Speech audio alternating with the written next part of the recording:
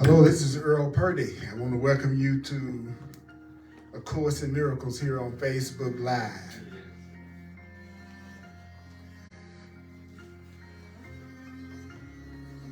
We're going to talk about how you can see things differently. How would you like to see some area of your life differently?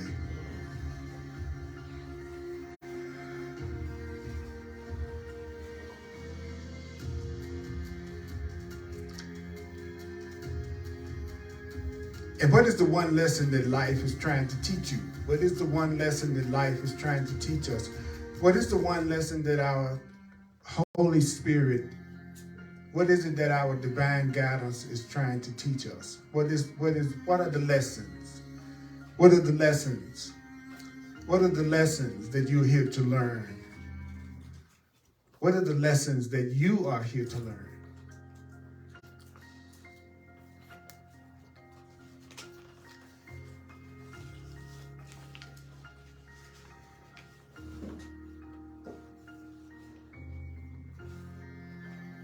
You don't have to believe the ideas. You don't have to believe the ideas. You don't have to accept the ideas. You don't have to welcome the ideas.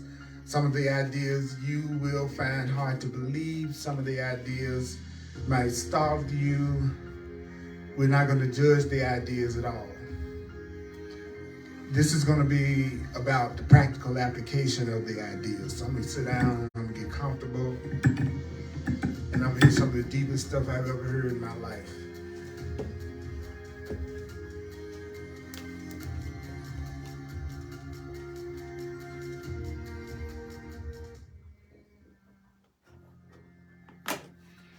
So this is Earl Purdy. This is A Course in Miracles. We're on Facebook Live. We're going to be in the Course in Miracles text. And we're going to be on page 105 in the Course in Miracles text, the blue book. And the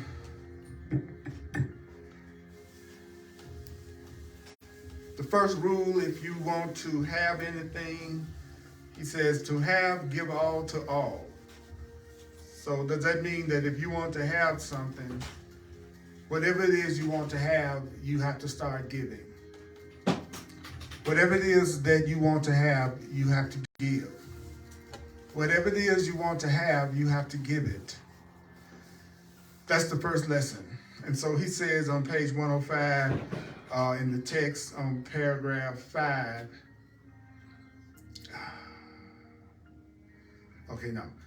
Paragraph 4.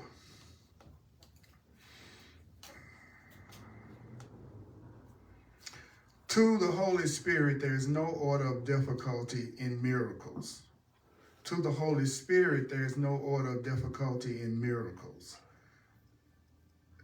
A miracle is not hard for God. A miracle is not hard for God. A miracle isn't hard for love. It's not hard for love to do a miracle. It's not hard for love to do a miracle. One miracle is not harder for God to do than another miracle. All miracles are possible to God. That is familiar enough to you by now, but it hasn't yet become believable. I've heard that God can do anything. I don't believe it.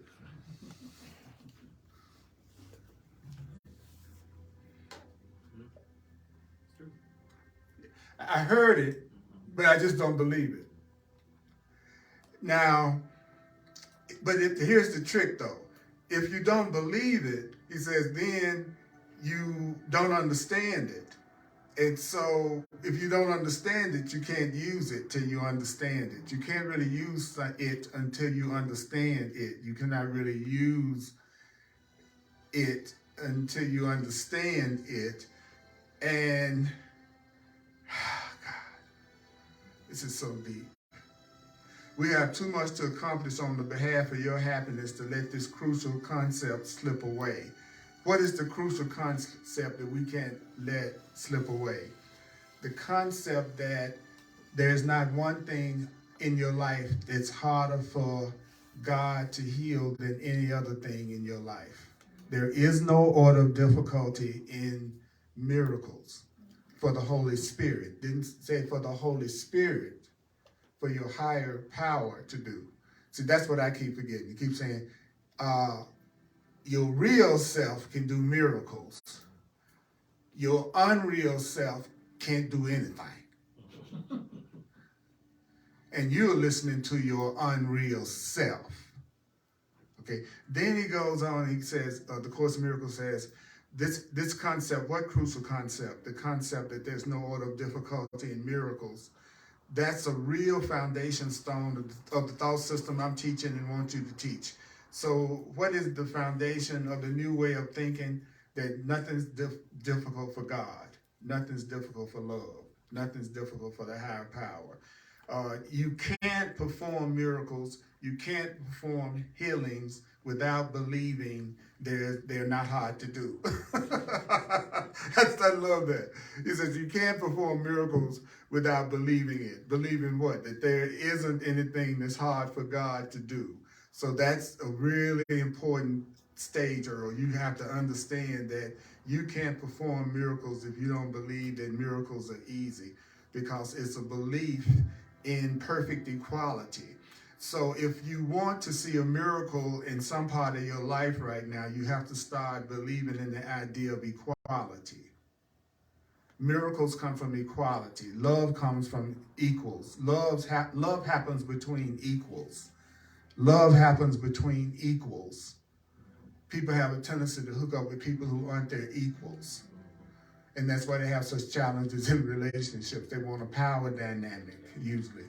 Somebody want to be a little bit smarter, a little bit more powerful than the other one. And so the Course is telling me that, well, you're not going to have a lot of love and a lot of the expression of miracles in your life, because the miracles is going to come from you all understanding that you're equals, and that there's not anything that's harder for God to do than any other thing. That has to be a foundation. You have to believe that which created you, it has no difficulties in doing anything. Okay, now see, I want to hear what he's saying, don't you? So we'll know exactly what the rules are. Then the Course says, you can't perform miracles without believing there's no order of difficulty in miracles, because that's really a belief in perfect equality. And what is the one equal gift that can be offered to everybody? The one thing I can give to everybody in this room and everybody that's watching, what is the one equal gift I could give all of you? Full appreciation. I can give all of you full appreciation. That's the one equal gift that he's saying that we need to give to each other to start experiencing miracles of healing in your life. If you have a problem that you need to get solved, that problem is going to be solved through your starting to express more appreciation in your life. Okay, what's the next rule? Nothing more and nothing less. I'm not going to give you anything less than full appreciation, and I can't give you more than full appreciation. So that's something that doesn't have a range, and since it doesn't have a range, then order of difficulty is meaningless, and there must be no range of full appreciation that you offer to each other. I'm willing for you to have total appreciation. I'm not going to even begin to set a limit on how much appreciation that I want to give to you and how much appreciation I want you to have. I don't want any range in it. I don't want any, in other words, I want to give you unlimited appreciation. Because if I'm giving you unlimited appreciation, then I'm going to experience miracles. I'm going to experience expressions of love in my life that's beyond anything that I can conceive of if I give you full appreciation.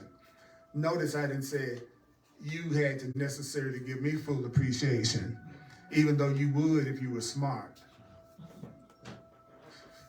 I love how you said, Earl, I'm going to make your path easy for you. I go, how, Spirit? He said, well, I'm going to make everything that happens to you be created by you and dependent on you.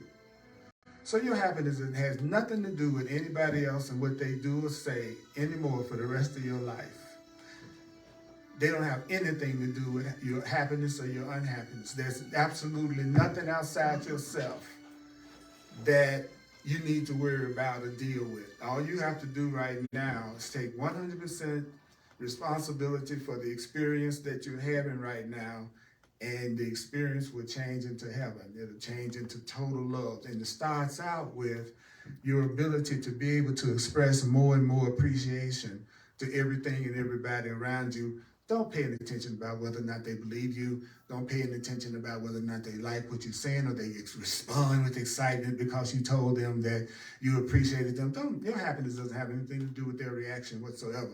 Your happiness has to do with letting full appreciation come through you, because nothing can come through you without it having an effect on you. So everything that comes through you has an effect on you. Everything that comes through you has an effect on you. So let full appreciation come through you, and it will have an effect on you.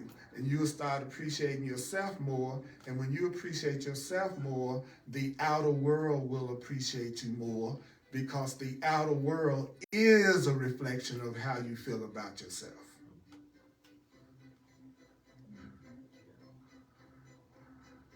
Don't you spend another day trying to get somebody to appreciate you. Don't you spend another day trying to get upset because they don't seem to appreciate you. Because all that you give is given to yourself. Everything that you're giving it to yourself. And it's easier for you to give it to yourself than to give it to anybody else. So why don't you take the easy path and start giving everything that you're reading to yourself, seeing that it's true about you, regardless of what anybody else does. Leave other people out if you want to be happy.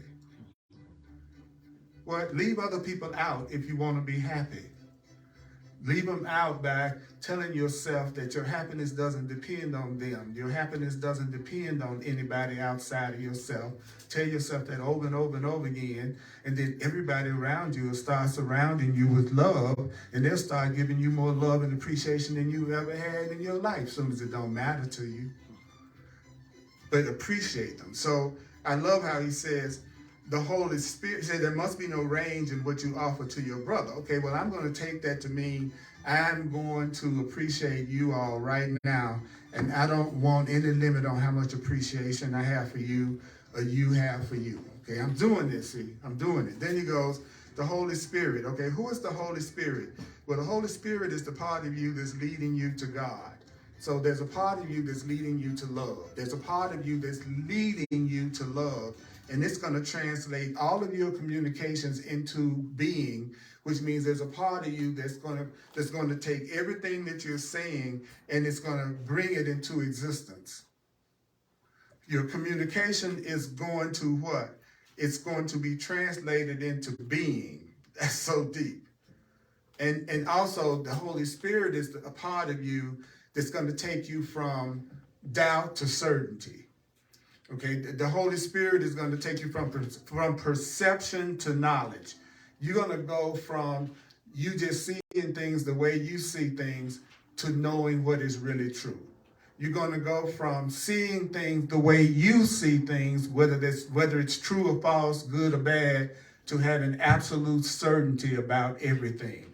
So when you're in love, there is no doubt, because where there's love, there's absolute certainty about everything. A love that you're certain of is a love. A love that you're not certain of is a fear. Okay, what else, Holy Spirit? Well, the next thing I want you all to know is that whatever you communicate, you don't lose whatever you communicate. So if you want to make sure you keep something, communicate it. If you want to make sure you keep appreciation, communicate appreciation. If you want to make sure you keep peace, then communicate peace, because you can't lose what you communicate. You cannot lose what you communicate. Okay, what else, Spirit? Well, there's a part of you that's crazy as hell and doesn't know the truth and thinks it's a body and thinks it's a person. And that part of you is going to use your body to attack. So there's a part of you that wants to use your body to hurt yourself, and there's a part of you that wants to use your body to hurt others. There's a part of your mind that also wants to use your body for pleasure.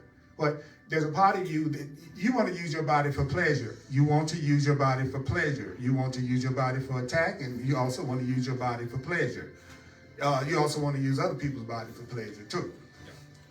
You want to use the body for pleasure. And he says, a fearful mind also uses the body for pride. So a fearful mind is a mind that has a whole lot of pride. So a fearful man is a man that has a whole lot of pride. A fearful man is a man that uses the body just for pleasure. And a fearful man is a man that uses the body for anger and attack. So the ego is whoever you're talking to who uses their body for attack, who uses their body for pleasure, and who uses their body for, what's the other one? Use their body for pleasure, attack, pride. Pride, okay? Now, what kind of perception is this according to the Course? It says, well, the insanity of this perception makes it a fearful one. So what are the perceptions you have that frighten you? The perceptions you have that frighten you are always your insane perceptions. So you can always tell when you have a perception that is insane and that is not true because you will be feeling fear. So if you are feeling fear, you are full of insane thoughts. Your mind is full of insane thoughts, and you're looking and you're seeing your own insane thoughts. If you have a fearful perception about whatever you have a fearful perception about, then that's the area that you're thinking is most insane. So if you got fear about money, all your thoughts about money are totally insane. If you have fears about your relationship, then all the thoughts you have about your relationship are totally insane. If you have all kinds of sickness that you look at in your experience, you have insane thoughts that are causing sickness. Any perception that is an insane perception is a fearful, frightening perception. You see how the Course in Miracles is teaching us the difference between when we're seeing things correctly and when we're not? Then it goes on to say, the Holy Spirit, and you could say love. Love sees the body only as a means of communication, which he says is joining our minds. So if I love you, then I am going to see your body as a way to communicate with me. And I'm going to see my body as a way to communicate or join with you. Now, a lot of people think of that in terms of physically joining. I'm going to use my body to physically join. No, that's not a sin and that's not bad.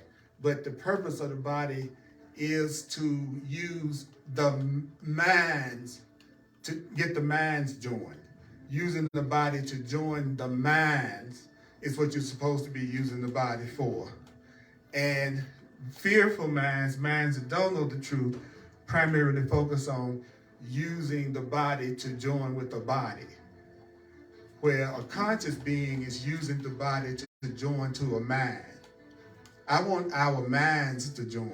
I want us to be in alignment. I want us to have a common purpose. I want us to have that we're on the same page. I want our minds to be joined. I want our minds to be joined. So you're either using your mind to try to figure out some kind of way to free your body, or you're using your body to free your mind. And when you listen to something like A Course in Miracles or in the self-help or personal growth stuff, that's you using your body to join and heal your mind. That's what we're doing right now. All right. So the Course is not condemning using the body for physical pleasure. Why is it you don't have to worry about that the Course is condemning you using the body for physical pleasure? Because the Course in Miracles does not condemn. God does not, and the Course says stuff like that. Well, you don't have to worry about God condemning you for what you just did last night that you're feeling guilty about, because love doesn't condemn. So that's not a problem. That ain't happening. And there's no reason to condemn you because you do a much better job than I ever could. You have a dedication to your own demise far beyond any that I have. You're doing it to yourself more than I could ever do it to you. So I don't even have to try to punish you if I don't like you. I know if you feel a lot of guilt, you're punishing yourself for me. And so I get a chance to see you being punished, but feel like I'm not doing anything to cause it. So I'm totally innocent. Because people who are afraid and who don't love themselves, they always punish themselves in one way or another. Okay, so love, he says, love sees the body only as a means of joining minds, because communication is sharing. So if I'm communicating with you, I'm sharing with you. And so sharing with you is communion. The fact that you and I are sharing thoughts and sharing feelings and sharing love. He says that's what communion means. It means you and I are sharing this good time. You and I are sharing this love. You and I are sharing this peace. Okay, I hear that, Holy Spirit. What else? It also says, perhaps you think fear as well as love can be communicated. Perhaps you think you can communicate fear and you can communicate love. It says you think you can communicate fear and you think you can communicate love, but guess what?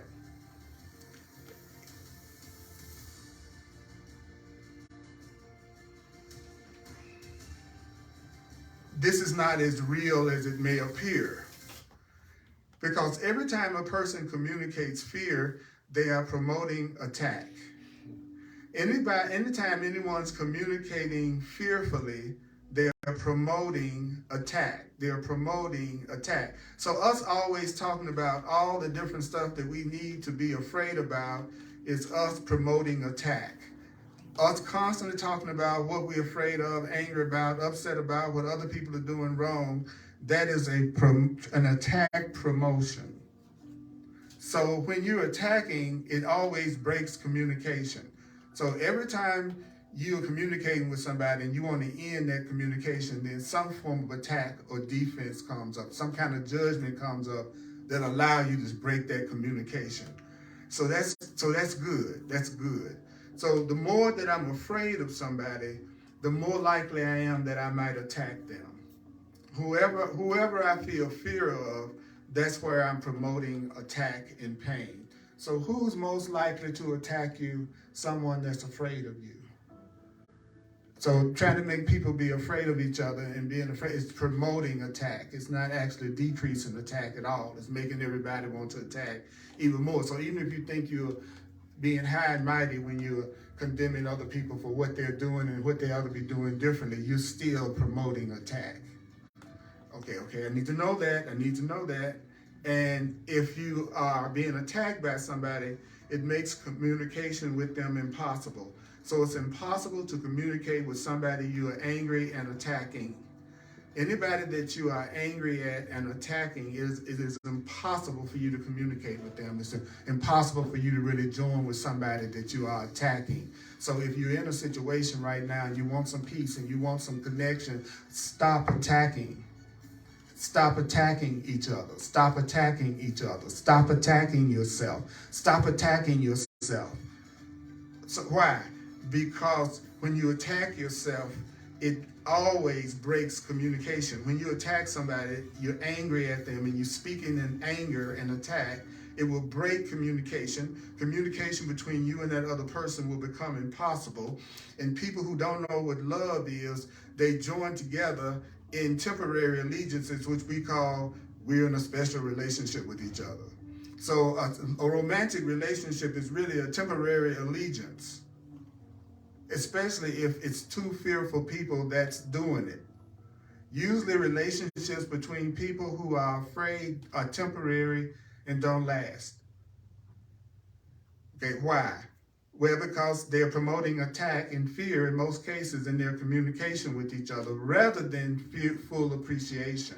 They're usually telling and judging each other and telling each other what they need to do differently rather than giving each other full appreciation. And that's why relationships between people who are afraid, who feel insecure and angry, those relationships tend to not last because in most cases, all the two people are doing is promoting attack with each other. Okay, what else did he say? And even if two egos, two people who think they're separate come together, they're always doing it for what each one of them can get. So even when two people who don't know what love is, who are asleep beings, come together, they're really coming together to see what they can get out of the relationship for themselves. So most relationships that fearful people enter into are people who feel guilty when they get into a relationship. They're usually going to get in a relationship with somebody just like them, and both of them are going to be in the relationship temporarily trying to see what they can get out of each other. And they want to break up because they didn't get what they wanted to get, or they want to break up with each other because they got all that they could stand. The book, what I like about the Course in Miracles, it doesn't care about my opinion of it. It just wants to tell me what's going on. That's what I love about it. When I started to read it from that perspective, that Purdy, it don't make any difference whether you agree with this or whether you believe this or what mood you in. It don't make, gravity don't give a hoot what mood you in. And the Course is the same way. And you need to be the same way in what you share. You should just as much not have any attachment to anybody accepting what you're saying or rejecting what you're saying. Just say what you want to happen to you. The boys kept saying, just say what you want to happen to you. When someone is talking to you, it's not so important what they're saying to you at all. What's really important is whatever you say back to them, that's what you are asking for. And whatever you say back to them, that's what's going to come to you. And that's what's going to come in your life. That's the universal law. So it's really not that important what you say back to the other person. You say back to the other person what you want to happen to you. Not what you want to happen to them, what you want to happen to you. Because they don't hear what you're saying anyway. The voice says, you know, the inner voice goes, you got to understand, nobody is hearing what you're saying directly. It's not a thing you're saying to a person you're talking to that they're not giving their own meaning to it. So they're never hearing what you're talking about the way you mean it anyway. No matter how careful you're trying to be about what you say, everybody's hearing their interpretation of what you're saying. Just like you're doing that right now, right? It looks like you're really listening to me directly, but I guarantee you, everything that I'm saying, you're interpreting it and you're giving it to meaning. That's why everybody have different reactions to what I'm saying. That's why some people be wide awake, some people go to sleep, some people excited. It's not because I'm saying the same thing. Why are there so many different reactions? Because of the way the person is interpreting what I'm saying and giving it meaning determines how they're going to respond. So if they don't give it a whole lot of meaning, well, they're going to go unconscious. If they're giving it a whole lot of, if they're not giving it a whole lot of meaning, then well, of course you're going to tune out.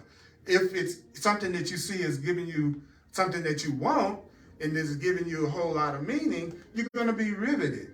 So don't take it personal in terms of how people are reacting to anything that you say or anything that you do. It's not personal.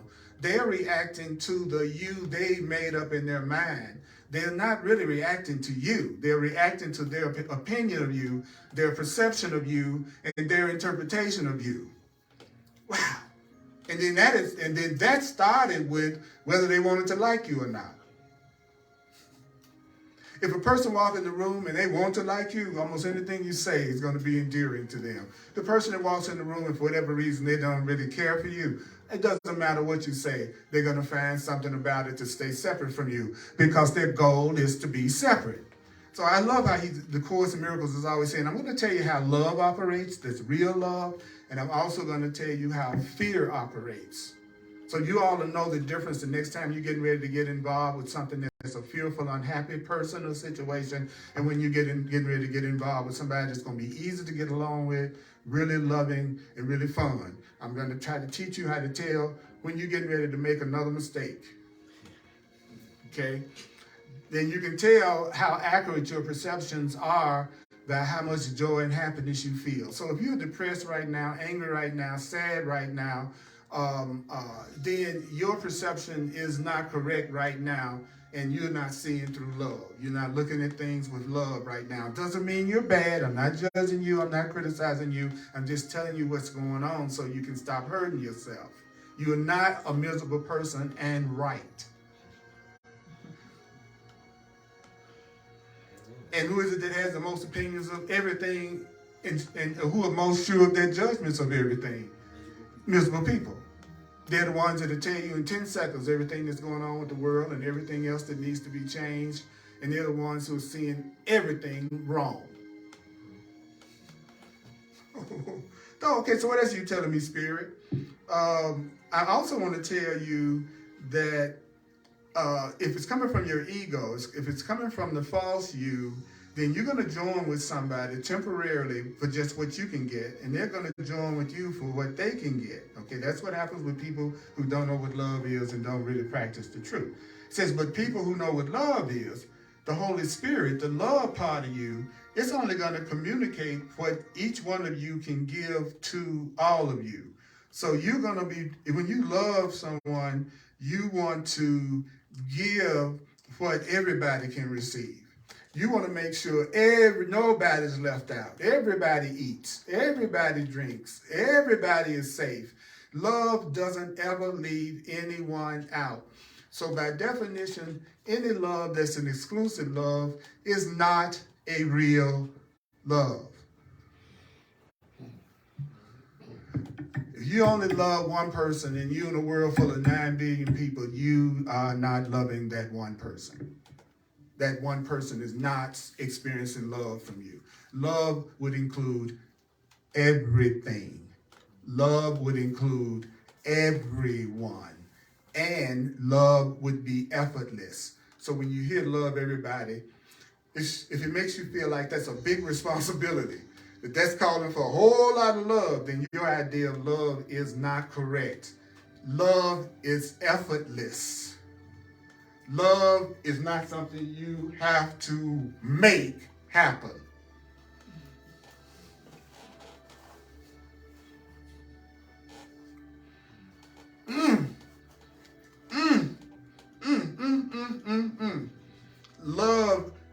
Love gives, but it doesn't ever take anything back. So nobody that loves you can take their love back. No one who loves you can take their love back. No one who really loves you can take it back. No one who really loves you can withhold love.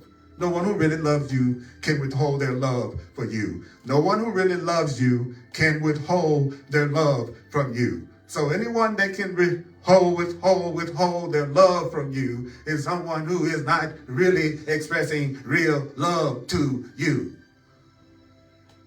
You are not loving somebody you're holding back with. You're not in love with somebody you're holding back with. You're not in love with somebody you're holding back with. Someone that you love is someone that you never hold anything back because you're safe. And because you're safe, it's okay for you to express exactly what you're thinking and exactly what you're feeling because you're safe. So when you're in the presence of someone you think you love, you're not afraid to communicate with them, and you're not afraid to communicate anything that you're thinking with them. If there's real love between you and the other person, there's unlimited communication without fear. If you're in real love, true love with a person, there is unlimited communication without fear. Love is unlimited communication with no fear. Love is unlimited communication with no fear. Love is unlimited communication with that other person without being afraid that you're going to lose them if you tell them something.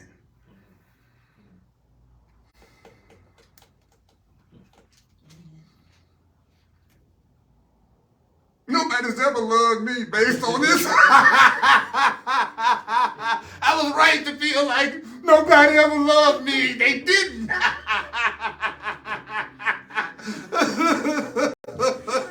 It explains a few things now.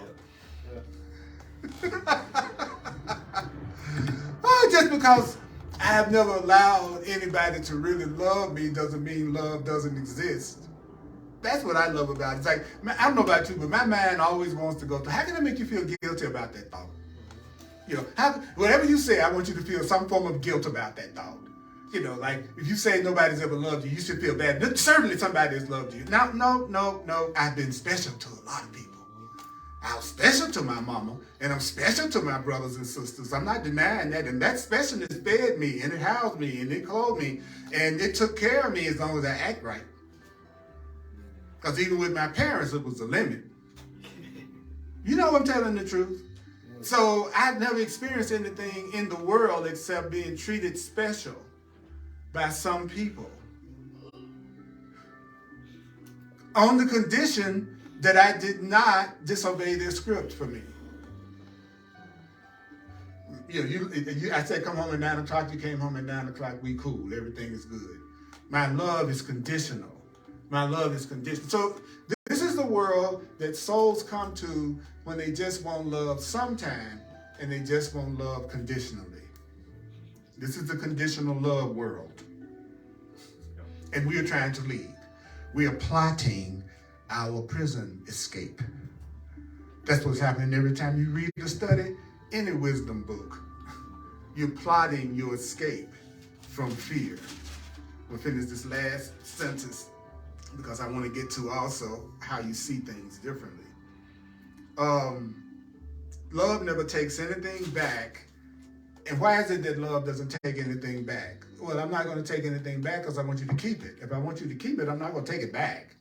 So love never takes anything back. Somebody that loves you would never take it back because they want you to keep the love.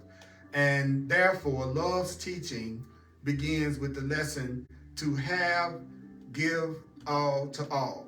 That's the same as saying to have, give full appreciation to all. If you want to have it, give it what? Full appreciation to all. Didn't say give your house, give your car, give your bank account. It said give appreciation. If you give appreciation, you will have it. And guess what? Someone that truly appreciates you, if at all possible, is not going to let you starve. They're going to want to take care of you, help you out. How y'all with me on this? I mean, y'all, okay, I'm checking in, because I know it can be intense because it's one true saying statement after another, and then it just drives us crazy. Because it just makes so much sense. So if you want to have it, give it. Then he goes, this is a very preliminary step, and actually this is the only step you need to take for yourself. So what is it that Spirit is asking us to do? What is the only step that Spirit is asking us to do? Is to start giving more appreciation. Start giving more appreciation. He goes, to have, give all to all. This is the only step you must take for yourself. Guess what? It's not even necessary that you complete the step. I want you to take this step, and you don't even have to complete this step yourself. Okay? I want you to take this step, but you don't have to complete it yourself. But what is your responsibility?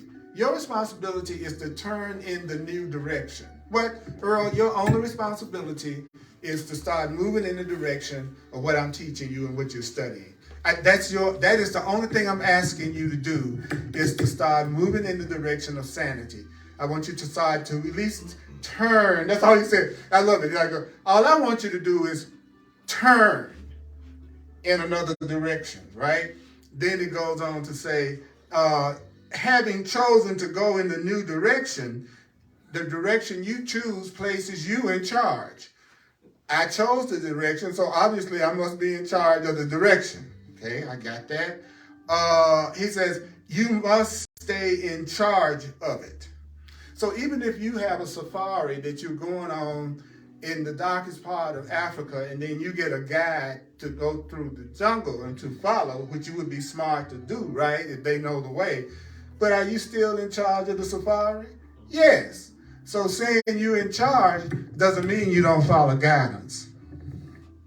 As a matter of fact, if you want to get out of any unhappiness, if you want to get out of any fear, if you want to get out of any dissatisfaction, you need to be in charge of that by deciding on the direction that you want to go on in, and that you decided that the direction you want to go in is a direction that's called the path of full appreciation.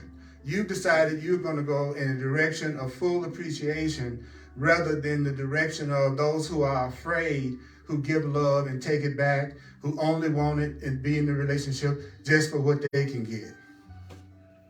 If you don't want to be in a relationship with people like that, then you need to move in a direction of appreciation. Then he goes, this step may appear to exacerbate or increase conflict rather than resolve conflict. This idea of you having to give all in order to have it, some people, that just makes them feel even more conflict when they hear to have, give all to all. And then he goes on to say, but really, you're moving in this new direction and recognizing that you've got to learn how to have through giving.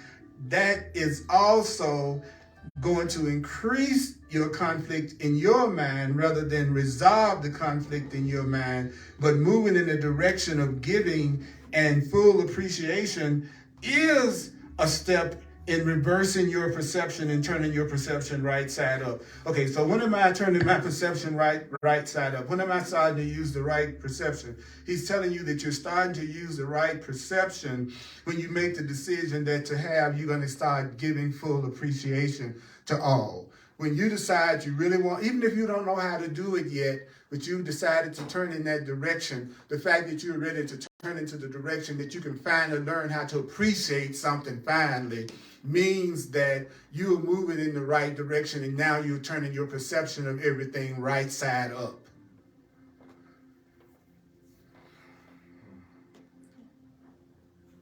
Now, this new way of seeing is going to conflict with your old way of seeing because you haven't really abandoned your old way of seeing yet. So this new way of seeing is going to conflict with your old way of seeing because you haven't abandoned your old way of seeing yet. You still have some old way of seeing that's still in your mind. You know you still see some things the way you've seen it in the past. So that's going to conflict with this new perception that you're learning right now. And if you weren't having this conflict, you wouldn't even need a change of direction.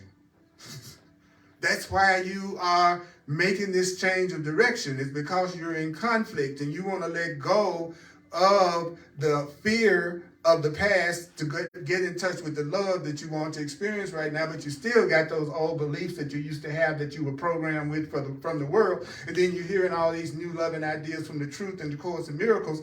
That's going to seem to increase your conflict at first, but because you've now moved in the direction of love, because you've now moved in the direction of love and appreciation, finally your perception is correct.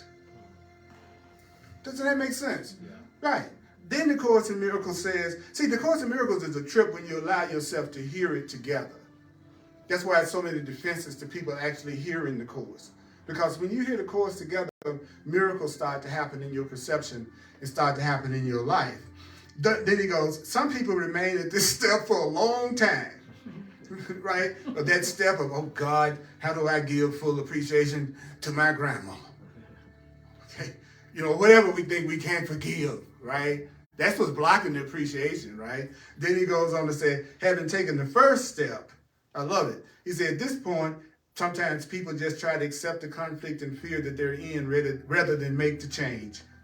They just stay in the conflict and fear. They'd rather do that than make the change. Have you ever been like that, where you just stayed in it rather than make the change? Yeah, I've done that before. Then the Course in Miracles says, rather than do what? Take the next step toward the resolution. But if you take the first step, you're going to be helped. If you take the first step, you're going to be helped. If you take the first step, you're going to be helped.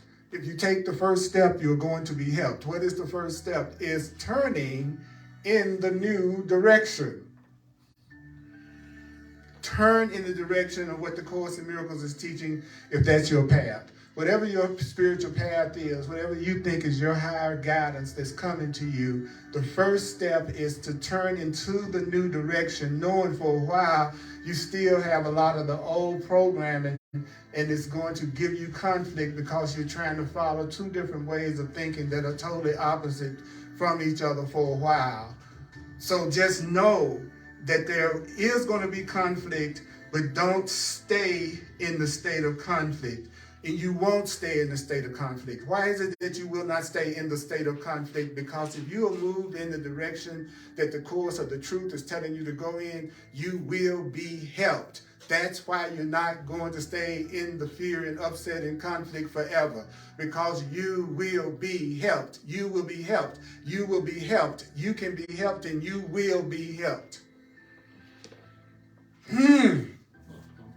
Okay, now take the few minutes to do I am determined to see things differently. Wow. Wow. Did y'all get that out of that when y'all read it? I thought you said when you read it. Yeah.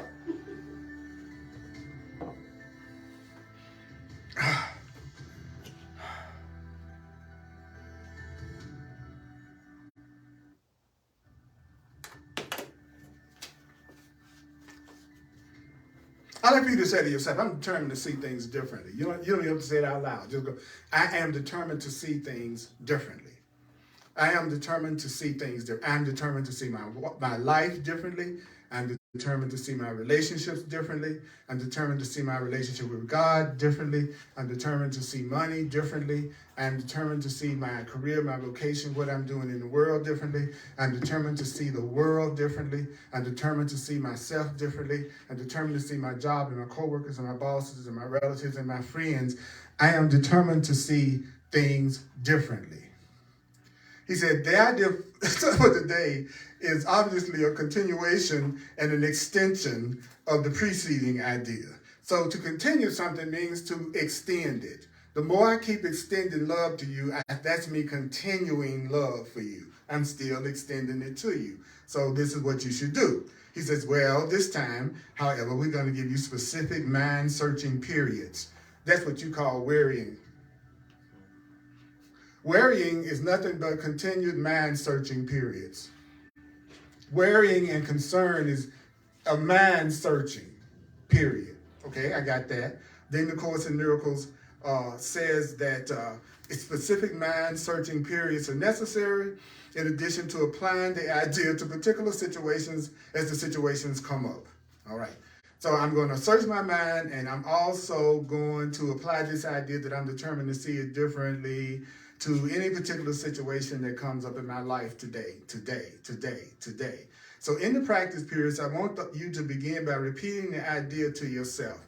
I am determined to see things differently. I am determined to see things differently.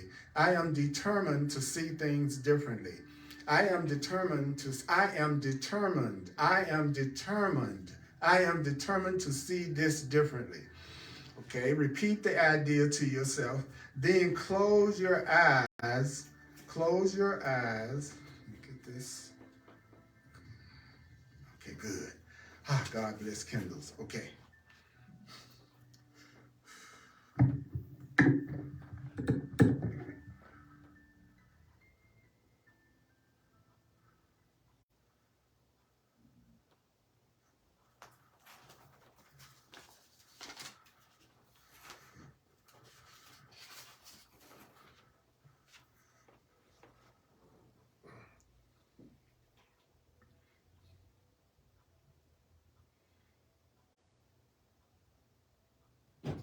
Have you noticed how silence is riveting?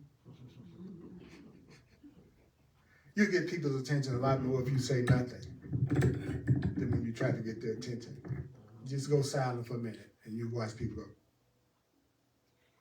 Right? But you could be trying to get their attention all the time. But just go silent. So if you really want the people around you to listen to you more, you need to be quiet more. Which really sounds kind of paradoxical. That I'm gonna get you to listen to me by me being quiet more. Yeah, because when I'm quiet, I'm gonna get your attention. I'm gonna make you more curious about what I'm thinking. Wow. All right. So begin by repeating the idea to yourself. Okay, I'm gonna repeat it and you do it too. I'm determined to see things differently. I want you to search your mind. Search your mind. People go, oh my God, I got to search my mind. In other words, put the stuff that you normally think about. That's you searching your mind. You know what you were thinking about before you came here today? You know that thing you've been focusing your attention on? I just want you to focus the thing you've been focusing your attention on. Okay, then what I want you to do is I want you to think about situations that happened to you in the past, which we do pretty much a lot. I want you to think about the things that's going on in your life right now. I want you to think about the things that's going on in your life right now. And I want you to think about the things that you are anticipating might happen to you. I want you to think about the things you're always wondering if it's going to happen to you or that you're afraid it's going to happen to you in the future. So what I want you to do, if you want to do this exercise, is I want you to think about the past, think about the present, and think about the future. Now, that's not really asking you to do something very hard. I want you to think about the past, think about the present, and think about the future. I just want you to think about the past, think about the present, and think about the future. I want you to search your mind for what happened in the past, what's happening in the present, and what you think might happen to you in the future. I want you to search your mind for the things that you think are happening to you right now, and the things that you think happened to you a long time ago, and the things that you anticipate might happen to you in the not yet, what might happen to you in the future. Okay, the Course, and he says, now, I want you to think about the things that make you mad. Oh, I'm actually being asked to do what I do a lot during the day. Yeah, I'm telling you, as part of your lesson, Earl, I want you to think about what arouses you with anger. And I love that. Think of the adjective he uses, arouses anger. Okay, I want you to think about the things that happened to you in the past that make you mad. I want you to think about the things that are happening to you right now that tends to upset you and make you angry or afraid. I want you to think about the thing that you think that might happen to you in the future that you're worried about, that bill or that rent you don't think you can pay or whatever you think is going to happen to you. I want you to think about that. Then Now, I also want you to know that the anger that I'm talking about may take the form of any reaction. I'm talking about any reaction that's causing you upset, ranging from mild irritation to rage. I want you to think about the stuff that you're mildly irritated about, up to the things that you are enraged about. That sounds like a regular person having a regular day. Doesn't that sound like a regular person thinking about the past, present, and the future, thinking about the stuff that might upset them, moving from mild irritation to rage, to mild irritation to rage, to mild irritation. This book is hilarious. It's asking us to do what we friggin' do all the friggin' time. The only difference that he's doing is asking us to be conscious of doing it. Okay, right? Then he goes on to say, the Course in Miracles goes on to say, it doesn't make any difference what degree of emotion you experience, and it doesn't matter. How upset you are doesn't matter. How upset you are about this doesn't matter. How upset you are about that doesn't matter. How upset you are about this circumstance doesn't matter. How upset you are about that person doesn't matter. How upset you are about that doesn't matter. How upset you are doesn't matter. You will actually become increasingly aware. What is it that you're going to become increasingly aware of? What is it that I'm going to become increasingly aware of? I'm going to be increasingly aware that a slight twinge of annoyance is nothing but a veil over intense fury. So when I'm telling myself, oh, I'm just a little annoyed by that, I am furious about that. So every time you say, well, no, I'm not, I'm just a little bit upset with you, I'm furious with you. But the annoyance is a veil that I'm using to hide the rage that I'm feeling right now. I'll say, I'm just slightly irritated. I love the humor of A Course in Miracles. So therefore, not to let the little thoughts of anger escape you. Oh, I'm pretty good at that. You asking me not to let my anger thoughts escape me? You asking me to actually not be unaware of how mad I am? Can you stay aware of your upset? What? I'm doing that all the time. That's what I'm telling you. I'm trying to use the way you already are to your benefit. So I'll say to you again, don't let the little thoughts of anger escape you in this practice period. And remember, what did you say? Analyze Holy Spirit? No, Earl. I told you to remember. What is it you want me to remember? That you do not really recognize what arouses anger in you. What? I say it another way. You really don't recognize what's making you mad. You really don't recognize what's causing you to feel irritated. You really don't recognize what's making you mad. I know you're upset right now, but you really don't recognize what's really upsetting you. You are never upset for the reason you think. You're not upset for the reason you think. You're not feeling jealous for the reason you think. You're not feeling afraid of paying your bills for the reason you think. You're not afraid of anything for the reason you think. You're not upset about anything for the reason you think. You're not angry for the reason you think. You don't recognize what arouses anger in you. And let me clarify a little bit more, says the Course in Miracles. Nothing that you believe in this connection means anything. Nothing that you believe is making you upset and angry means anything. Nothing you believe means anything. Nothing you believe about this means anything. Nothing you believe about this thing that you're upset about, that you really are not upset for the reason you think you're upset, that doesn't mean anything. Now, you're going to probably be tempted to dwell upon some situations and some people more than other people. You're going to have a tendency to focus on some situations you think are making you angry and some people that you think are making you angry more than you focus in on other people that you think are making you angry, on the fallacious grounds that this offense is more obvious. So you're going to focus on them more because their offenses are a lot more obvious. But the truth is, that's not so. You're focusing on what you think some people done to you more than other people, or some situations more than other situations. It's just an example of your belief that some forms of getting angry and some forms of getting attacked, and some forms of attacking are more justified than other forms. If I can focus on the person that I'm most angry at, who I think who's done things to me the most, I can feel more justified by attacking them harder than I attack anybody else, because they have a greater offense. So I think some attacks are more justified than others. I think some attacks are fairer than others. This book is just, it's so funny that a book that most people say they don't understand it and what it's saying is merely saying to us what we are doing.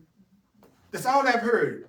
What about you? All I've heard it say this entire lesson is stuff that we do all the time, right? Then he goes, as you search your mind, picture your mind up against a wall. As you pat your mind down, as you search your mind for all the forms in which your attack thoughts present themselves, this is the easiest lesson I could have ever heard. It's telling me to focus on every thought of attacking and being attacked or being hurt or when I think I've been hurt. He says, search your mind for all the forms in which hurting yourself presents itself.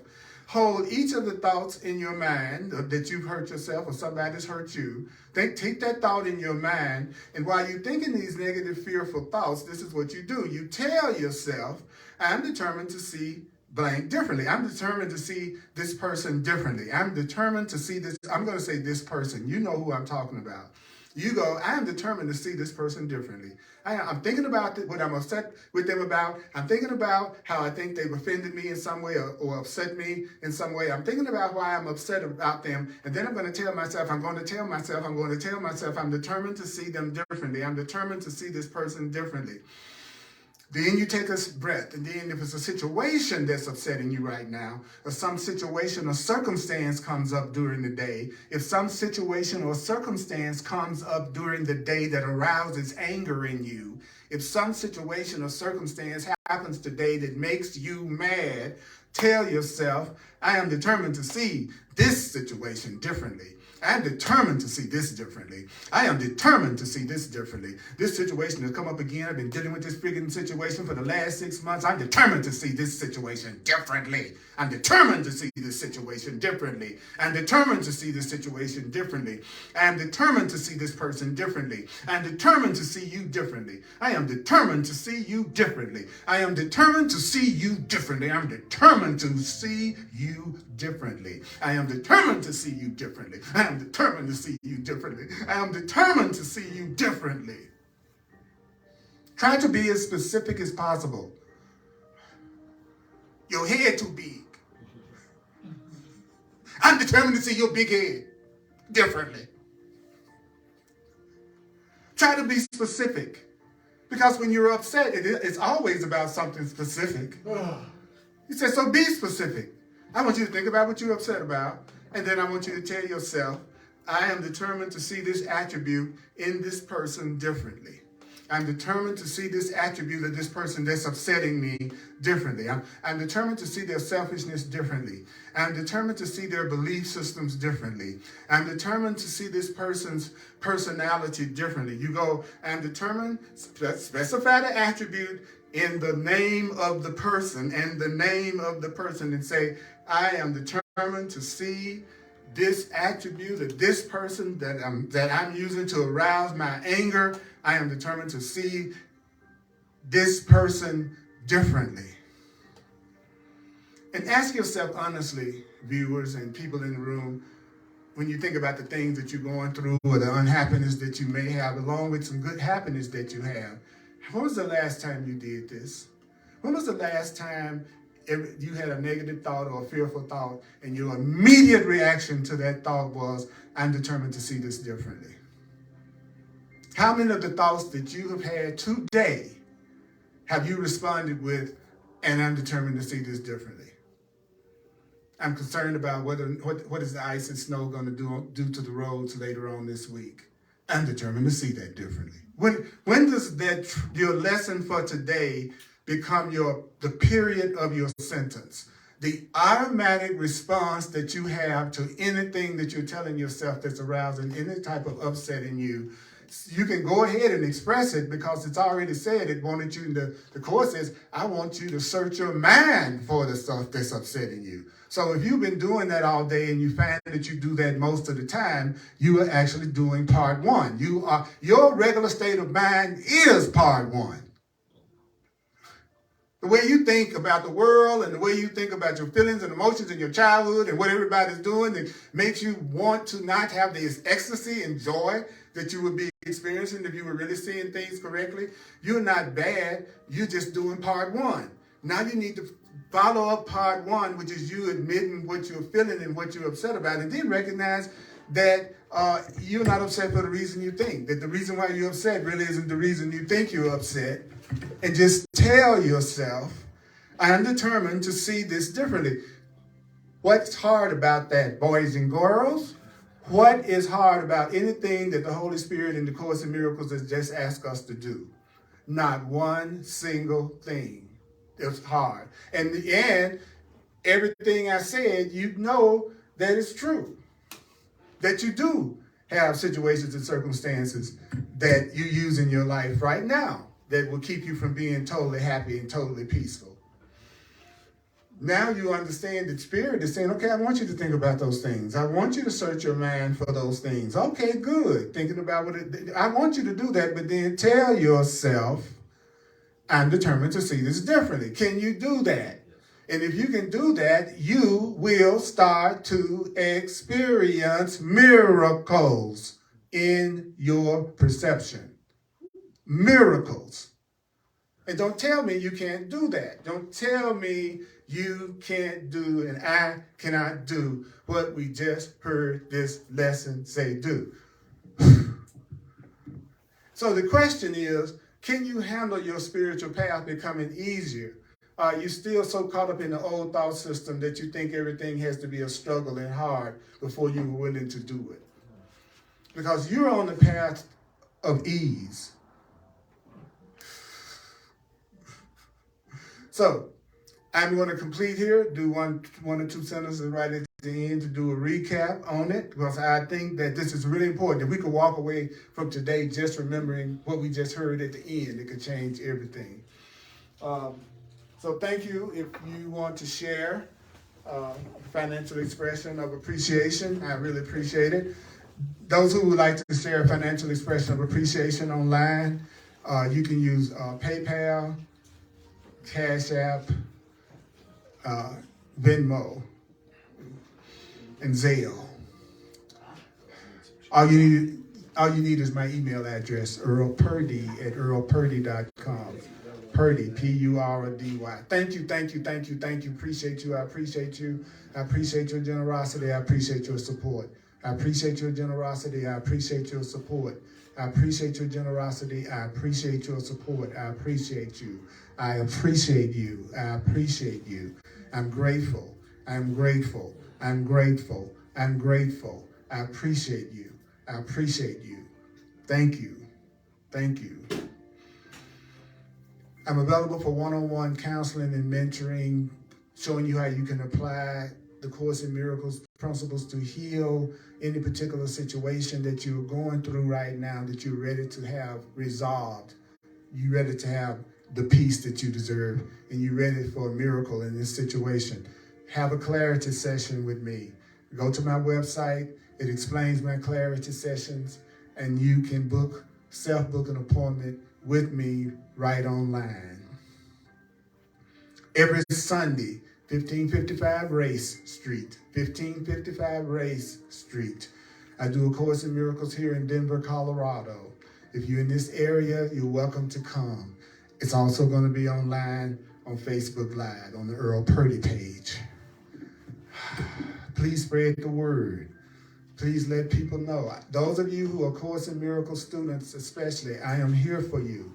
I've been doing this for over 42 years, 35 of it full time. I can save you some time. I can save you some pain. I can save you some time. I can save you some pain. I can save you some pain. I can save you some pain. Because I am probably more familiar with what the Course teaches than you are if you're just beginning to read it and study it. So I know the most common mistakes that Course in Miracles students make that cause conflict and pain and confusion for themselves. And so I can save you some time. I can save you some time. You don't have to continue to suffer the way that you're suffering or upset. Or if you just want to get it better, you want to understand this better, you want to move faster, I'm available clarity sessions. And then Thursday night, 7 p.m., Hardcore Course in Miracles here on the Earl Purdy page on Facebook, 7 p.m. Mountain Time. The focus is on the practical application of the course. It's for students of the course.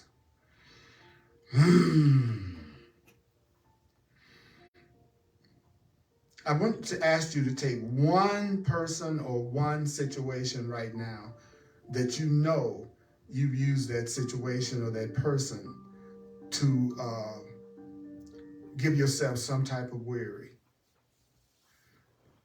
Something that you know you were thinking about, that you were telling yourself that you wish was different.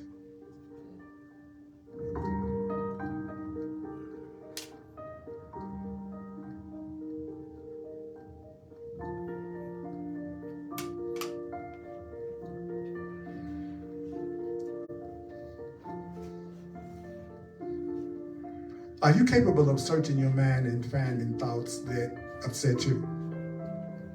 Are you capable of coming up with things that upset you? Are you capable of, can you think of the past, present, and future? Can you think of the past, present, and future? I want you to focus in on the thing that you were thinking about before you started to listen to this. I want you to think about the situation that you know you use yourself. Sometimes you use that situation to cause you fear or to cause you upset. Think about that person that you feel some irritation, just a little irritation that's covering up the intense rage that you're feeling toward them. Think about that person.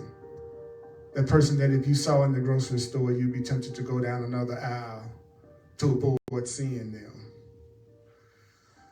And tell yourself, oh my God, I got some intense fury that's being covered up by what I call a little irritation. And I need to recognize I don't really know what's making me upset with them. I don't really know what's making me upset. I don't really know what's making me upset. I feel upset, but I don't know what's really making me feel upset. Tell yourself that you don't really recognize what's arousing your anger. I don't really recognize what's arousing my anger. I know I feel angry, but I don't really know what's really making me mad. I don't know what's really making me mad. I don't know what's really, say this to yourself. Tell yourself this. And then be honest with yourself. Say there's some people that I get more irritated about than other people that I sometimes get irritated about. But I'm going to tell myself, I am determined to see this person differently. And I'll put it this way for all of us. You are determined to see them differently. You are determined to see them differently. Do you know that you are determined to see that person, this person differently? Think about that person. Think about that person. Think about that person. You know that person I'm talking about, the one that you don't always feel joy and peace when they cross your mind. Tell yourself, I'm determined to see them differently. Now, to close this out, I want you to think of a situation that's happening in your life right now, a relationship or a situation or circumstance that's happening in your life right now. You know the one to pick. You know the one that you were thinking about. You know the one. Tell yourself, I am determined to see this differently.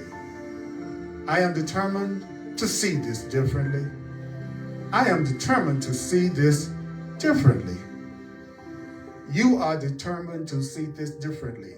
You are determined to see this differently. You are now determined to see this differently. You are determined to see this situation differently. You are determined to see this situation differently. You are determined to see this fear differently. You are determined to see this guilt differently. You are determined to see this lack differently. You are determined to see this sickness differently. You're determined to see this frustration differently. You are determined to see this circumstance differently. And say that to yourself. I am determined to see this differently. I am determined to see this differently. I am determined to see this differently. To have, give all to all. To have, I will give full appreciation to all. To have, I give full appreciation to all. To have, you give full appreciation. To have, give full appreciation. To have, give total appreciation. Mighty companions, listen to this at least 4 times. Watch this at least 4 times, because it's through the repetition. It's through the repetition that Course in Miracles says that we accept a new truth. The Course in Miracles teaches that you change your mind through repetition, not analyzation. Repetition, not analyzation. Repetition, not analyzation. And remember, whenever you're upset about anything, remember you don't recognize what's really causing that irritation. And recognize that mild irritation is just a veil over intense rage. And all you have to say is, I am determined to see things differently. I am determined to see things differently. Mighty companions, may the Course be with you. Appreciate y'all.